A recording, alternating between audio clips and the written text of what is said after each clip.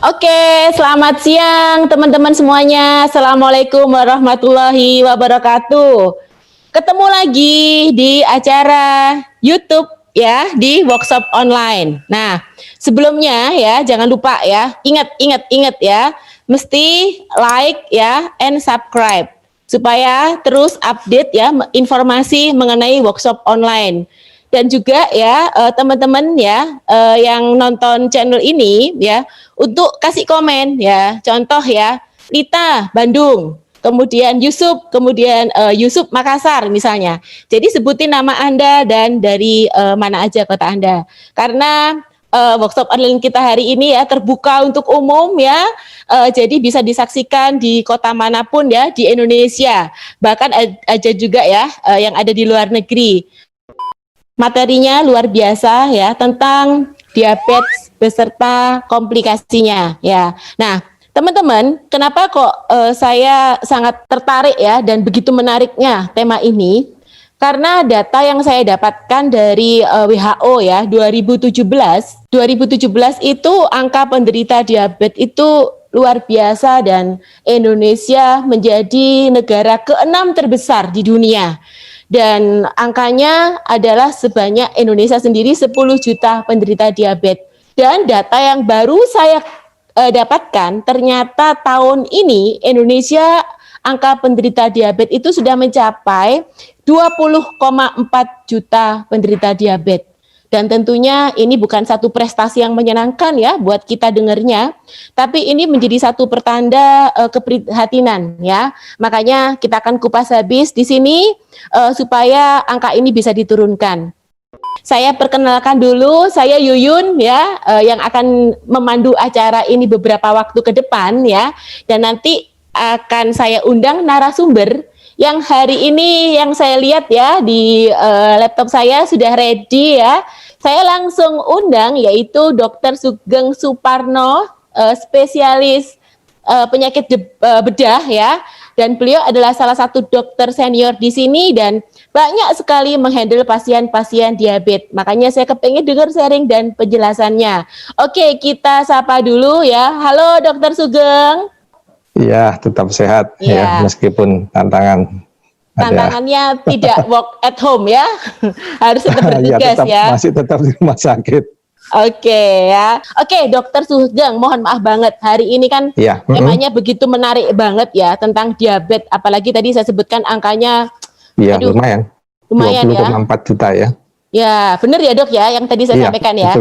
Betul ya. Nah Dok, boleh dijelaskan nggak sebenarnya penyakit diabetes itu seperti apa Dok? Penyakit diabetes itu suatu sindrom metabolik. Itu mengenai kelainan dari produksi atau sekresi dari insulin maupun dari kerja insulin. Bisa salah satu, bisa kedua-duanya. Dan diabetes ini dibagi dalam 4 tipe. Diabetes tipe 1 itu terjadi pada anak-anak karena autoimun ya. Sel beta pankreasnya rusak, itu angkanya kecil sekali. Terus yang kedua, yang paling banyak itu yaitu DM tipe 2 yang didapatkan pada orang menginjak usia dewasa. Terus yang ketiga, diabetes pada ibu hamil, yang lain diabetes pada lainnya. Contohnya pada penyakit fibrotik dari pankreas dan lain sebagainya.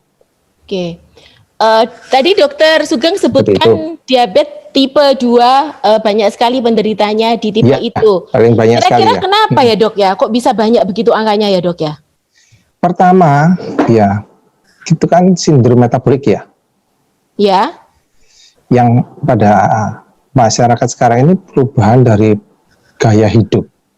Contohnya ya, perubahan pola makan. Yang pada awalnya kita kan seringkali pagi makan sedikit, siang lebih banyak, malam dipolkan. Nah, kebanyakan malam kan istilahnya kondisi tubuh kan istirahat.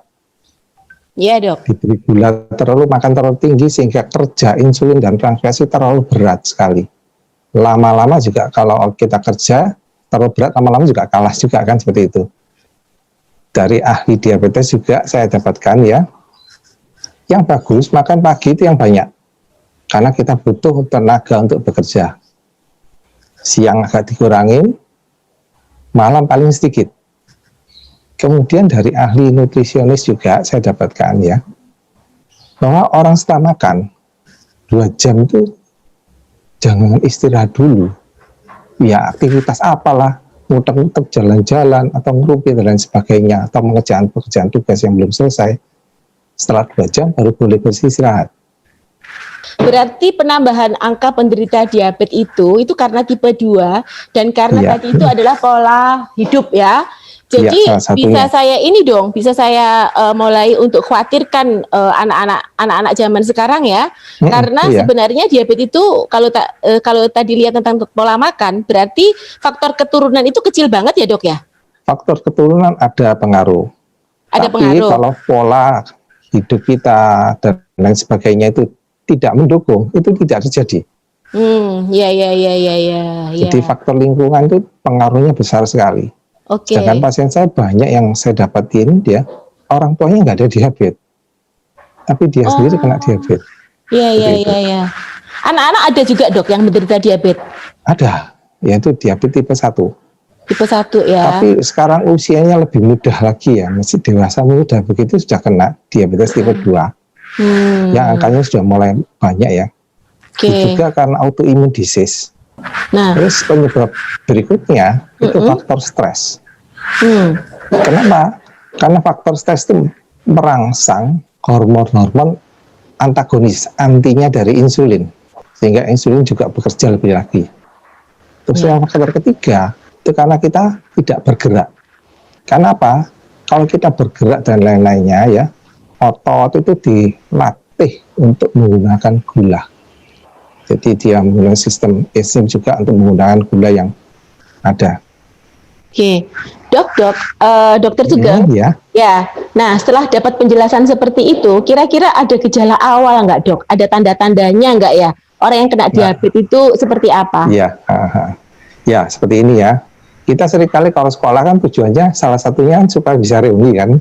Iya. Nah, ada waktu reuni seringkali kita ketemu ya.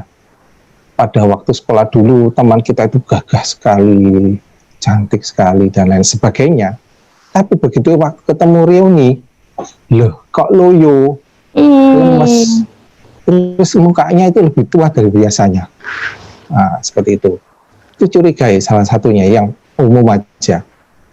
Terus pada diabetes itu dia tuh makannya banyak, tapi tidak gemuk-gemuk. Oh, loh, bukannya malah seneng itu, Dok ya? Banyak orang seneng tuh makan banyak gak gemuk tuh. Saya juga kepingin seperti itu. Tapi ternyata banyak tapi tambah kurus. Artinya terus warning kemudian, ya, justru warning ya. Iya. Kalau sudah penurunan berat badan, hati-hati. Salah satu penyebabnya itu diabetes. Kemudian haus, banyak minum, terus sering kencing. Yang cukup menantang sekali itu disfungsi ereksi. Ini mesti didengar baik-baik nih. Dan sebagainya. Nah, ada gangguan disfungsi ereksi seperti itu. Jadi kalau ibaratnya tadi itu menurun frekuensinya, jangan curiga dulu ya, ada pihak ketiga ya.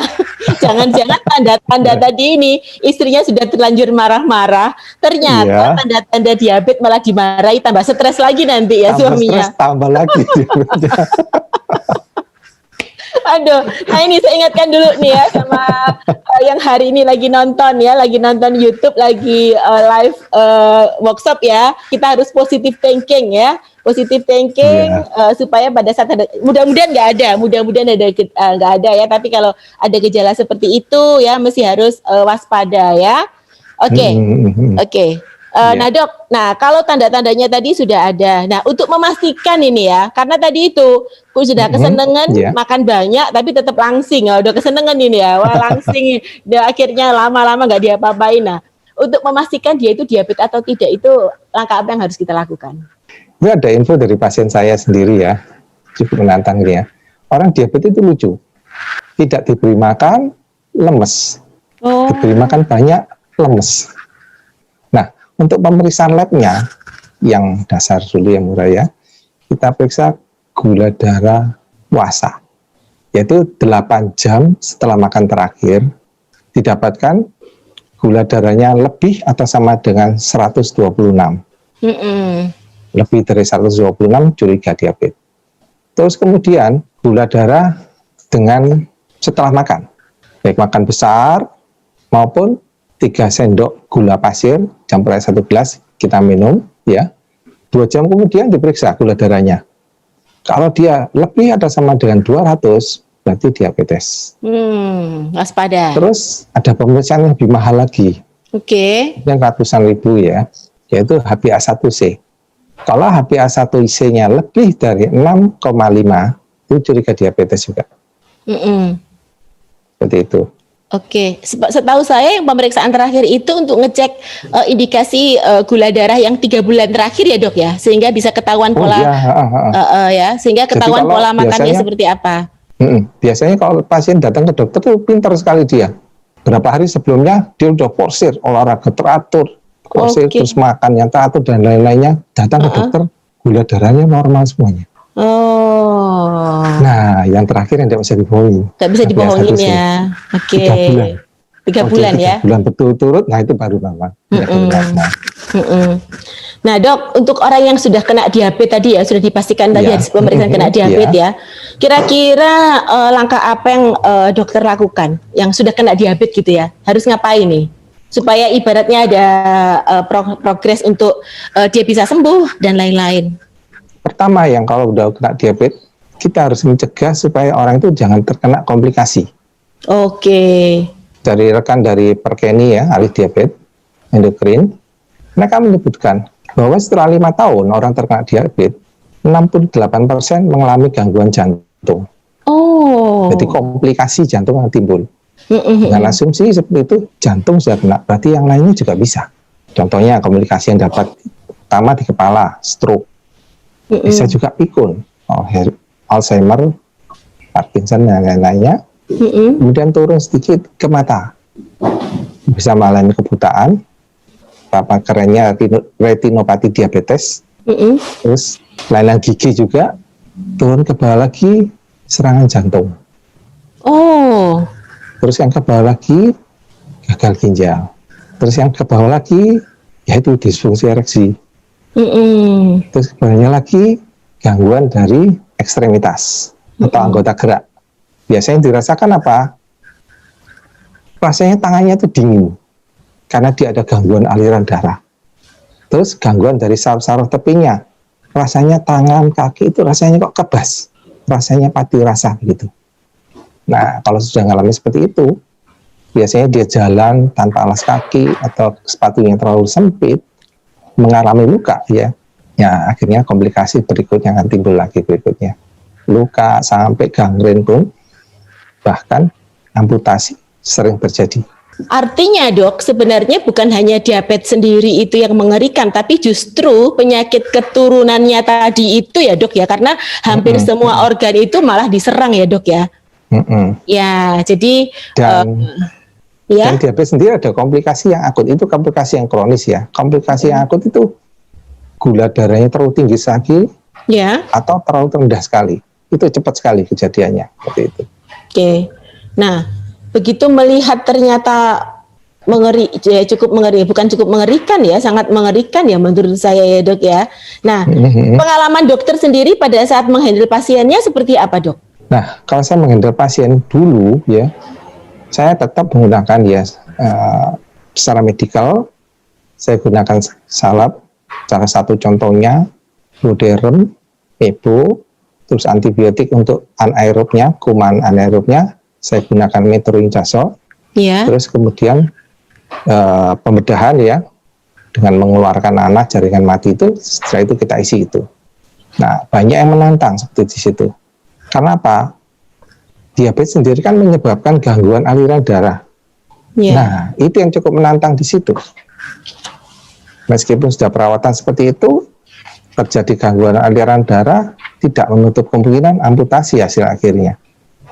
Nah, setelah saya memperhatikan juga nutrisinya dan vaskularisasi atau aliran darah tersebut, sekarang sudah mulai banyak kemajuan ya. Contohnya nanti akan saya presentasikan yang mau saya amputasi tidak jadi, terus kemudian tendon atau uratnya kelihatan, itu bisa menutup lagi. Salah satu contohnya, boleh saya tampilkan slide-nya? Oke, boleh dok. Ya, Silakan dok. ini kejadiannya sudah beberapa tahun yang lalu ya. Ini cukup menarik ya. Usia juga cukup senior, 64 tahun. Dia penderita diabetes, stroke pada kaki yang kiri, ekstremitas yang kiri, kemudian gangren juga pada tungkai yang kiri.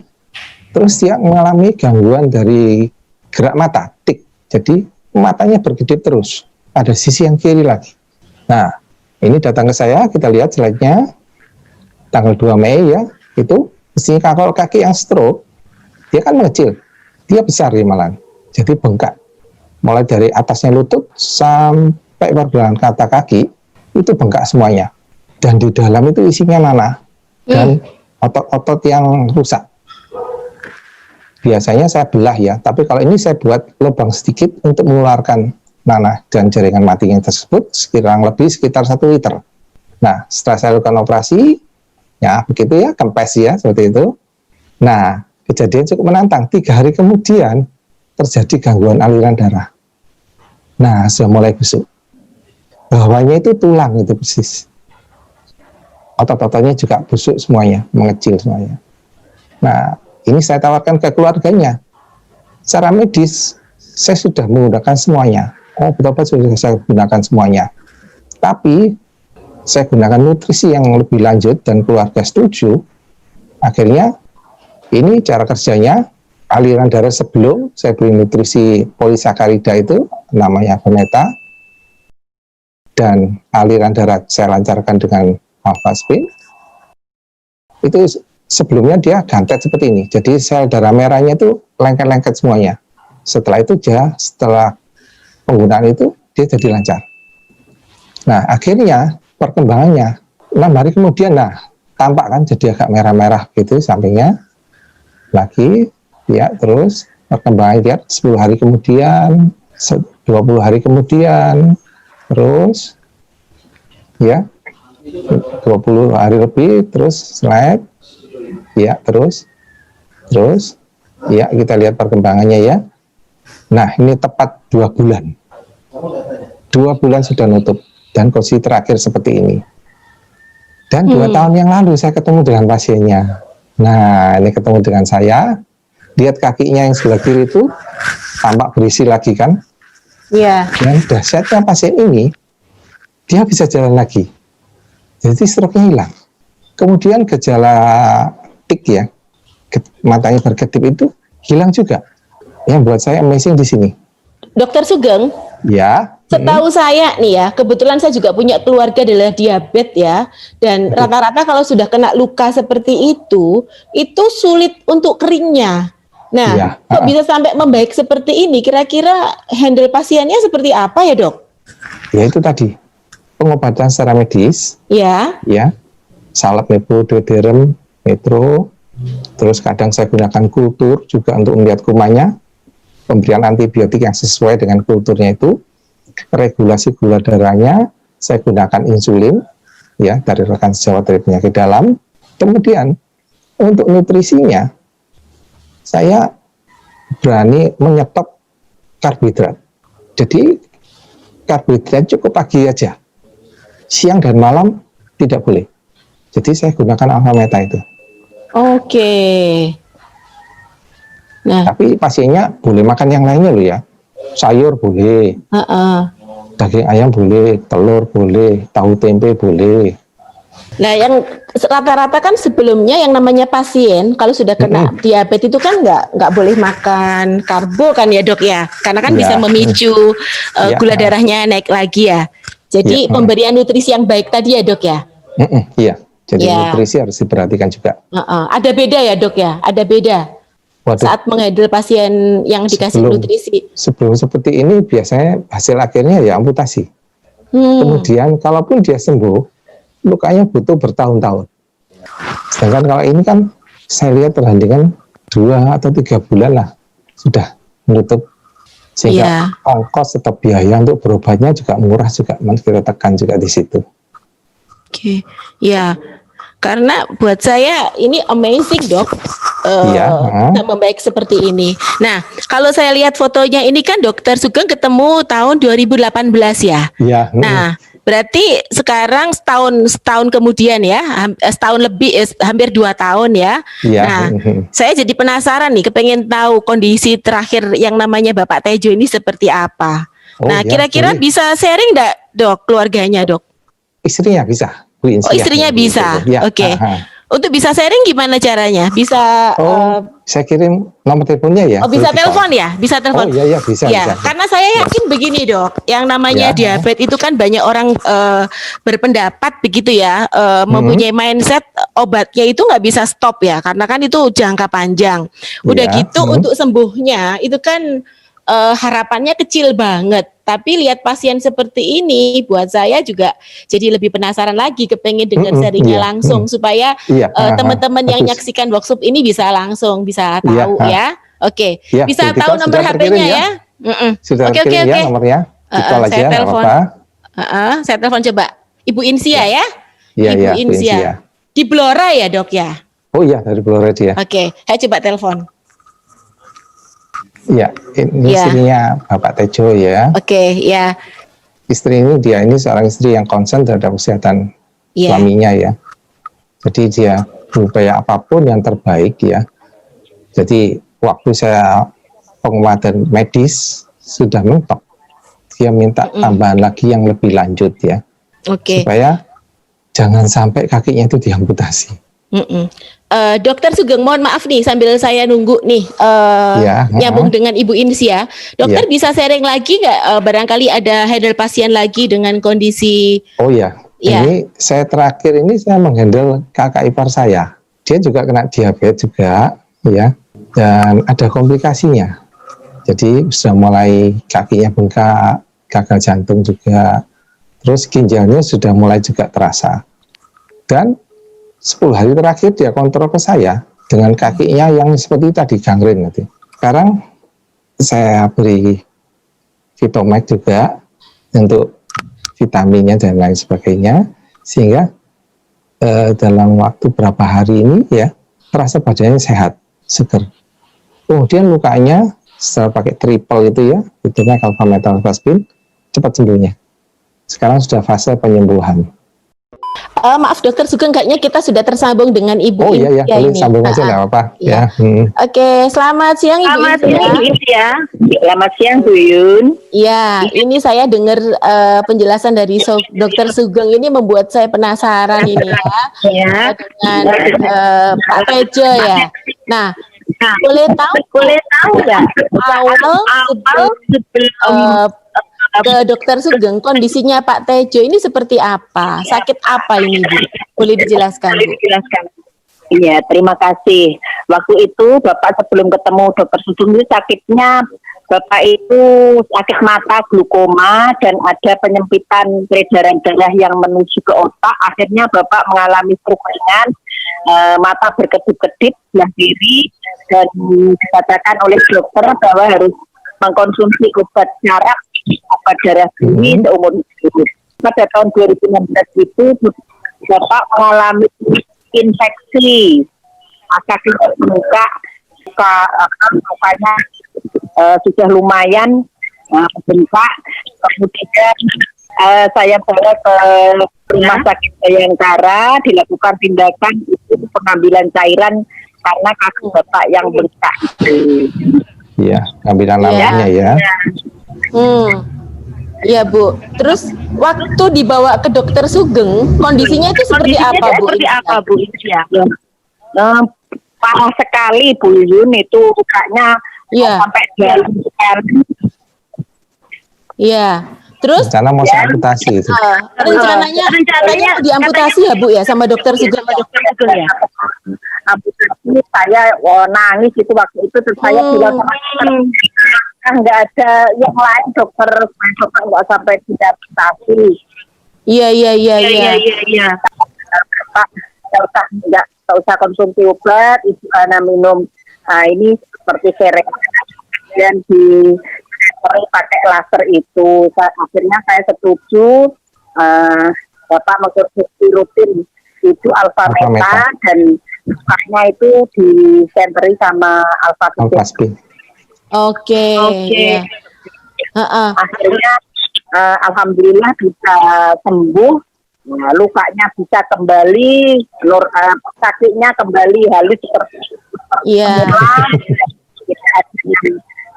berlubang, terus sampai sekarang Bapak tidak mengkonsumsi obat yang besar, obat darah tinggi dan lain, alfameta dan rutin itu di bagian kepala itu bisa terisi alfaspin itu, dan sekarang alhamdulillah sudah tidak berkedip-kedip. Iya. Iya. Iya. Normal seperti itu. Oh, alhamdulillah. Iya. Terus saya lihat fotonya dari Dokter Sugeng tadi itu kan ketemu Bapak kan 2018. Nah, kondisinya hari ini gimana, Bu? Kondisinya sehat, alhamdulillah. Iya. Iya. Biasa nggak konsumsi obat, hanya itu alfameta rutin sama alfaspin. Setiap tidur itu disenteri situ kepalanya. Oke. Jadi udah nggak minum obat dokter, tapi sekarang ini rutin minum alfameta. Iya. Ya, jadi udah hampir 2 tahun ya Bu ya minum rutin alfameta ya. 4 tahun. Iya, Rutin ya. Oke. Iya. Ibu Insia terima kasih banyak sharingnya ya. Iya. Sama-sama. Iya, sehat terus ya Bu ya bersama keluarga ya Bu ya. Ya, itu Terima kasih. Assalamualaikum. Salam buat keluarga. Salam kembali.